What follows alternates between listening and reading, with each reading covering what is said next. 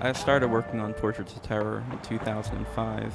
I organized a visual thesis, each painting contributing to the larger argument and how terrorism worked in the Palestinian territories, in Gaza and the West Bank.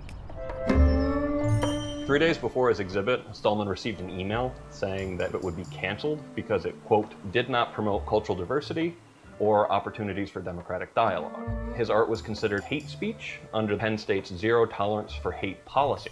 I actually believed that there really wasn't going to be a problem, because I figured it's free speech, and these people that are teaching the classes are incredibly far to the left. They usually support Nazis marching in Skokie, Illinois, and really extreme stuff, and they figure, well, it's free speech, so that's okay. And I figured, well, I'm not worse than Nazis. Now, according to the complaint that was filed against PSU by Stulman's lawyers, in a meeting in April, a professor at Penn State said that the plaintiff was a racist, that the plaintiff's work was racist regardless of the plaintiff's intentions, that Arab students on Penn State's campus were the victims of Portraits of Terror. The plaintiff was calling all Arabs murderers and deliberately misleading uninformed university students to promote the idea that all Arabs are terrorists. Now, I've seen this argument made several times before, both at Tufts University and at San Francisco State University, where someone is being critical of Islamic terrorism, and it gets turned around as if that should be insulting to all Muslims. Now, if you think about that argument itself, it's a pretty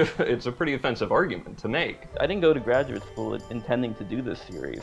After Portraits of Terror, I didn't do political art for 2 years. You can't really predict people's responses, but you can pretty much predict it in academia and on the college campuses, and because the only people that actually seemed to have a reaction that was negative towards the work were administrators that were tearing down my advertisements. So, the university,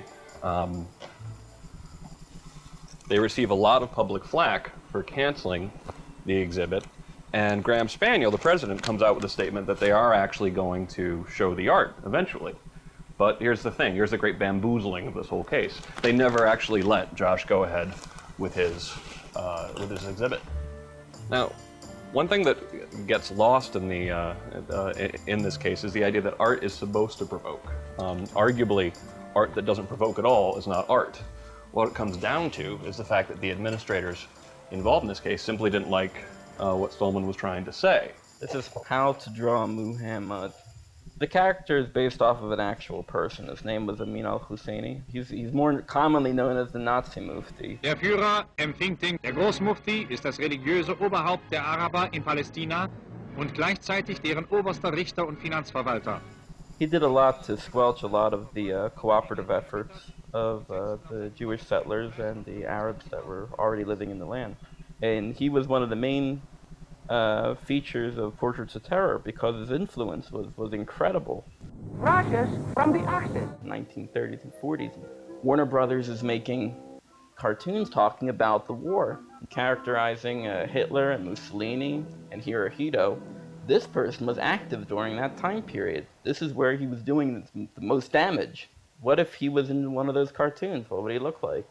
This is the first time I'm going to use him in a couple of different areas of the painting, kind of like he's kind of managing all the different stuff going on. So he's the ship captain, he's the press guy, he's all the different aspects of managing your media coverage, creating your act. I basically spend my entire fall traveling.